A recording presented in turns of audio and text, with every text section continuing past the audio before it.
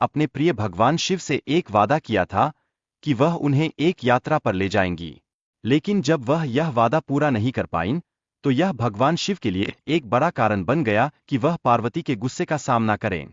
यह वादा उनके रिश्ते की गहराई को दर्शाता है और पार्वती की भावनाओं की अहमियत को भी।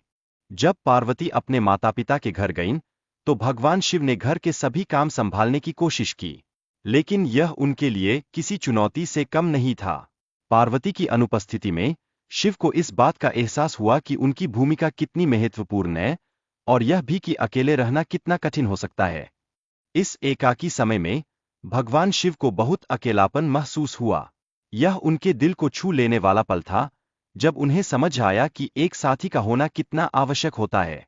पार्वती के बिना भगवान शिव का संसार सुना और अधूरा लगने लगा।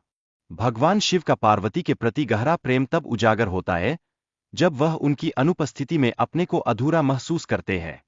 कैलाश का हर कोना, हर पत्थर पार्वती की यादों से भरा हुआ है।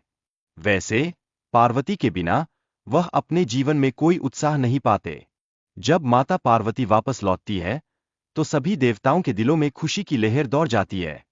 वे जानते हैं कि शिव और पार्वती की एकता से राक्षस भी भयभीत होकर भाग जाते हैं। यह सब मिलकर दिखाता है कि प्रेम और एकता का कितना बड़ा महत्व होता है। कहानी के एक दिलचस्प मोड़ पर माता पार्वती ने भगवान शिव की आंखें बंद कर दीं। इस अद्भुत घटना से एक अंधे बच्चे का जन्म होता है, जिसे बाद में अंधक के नाम से जाना जाता है।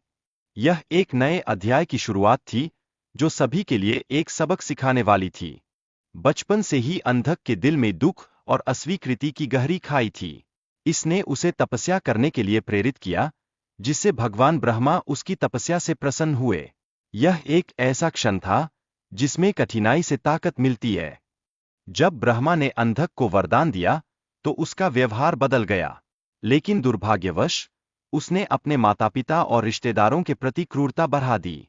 यह स्थिति सभी देवताओं के लिए चिंता का विषय बन गई। उनकी चिंता यह थी कि अंधक का यह व्यवहार कहीं और भी नुकसान न पहुंचाए।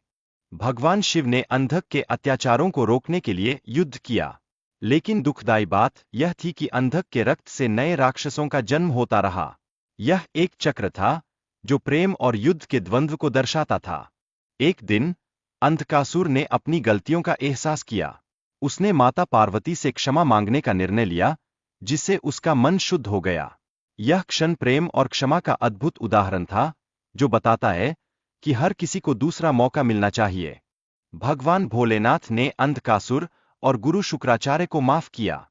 उन्होंने उन्हें अपने गणों में शामिल किया, यह दिखाते हुए कि प्रेम और क्षमा का कोई अंत नहीं होता।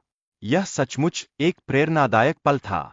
अंत में अंधकासुर ने माता पार्वती की सेवा में अपना जीवन समर्पित करने का निर्णय लिया। यह दिखाता है कि प्रेम और सेवा का रास्ता हमेशा हमारे साथ होता है, चाहे हालात कितने भी कठिन क्यों न हों।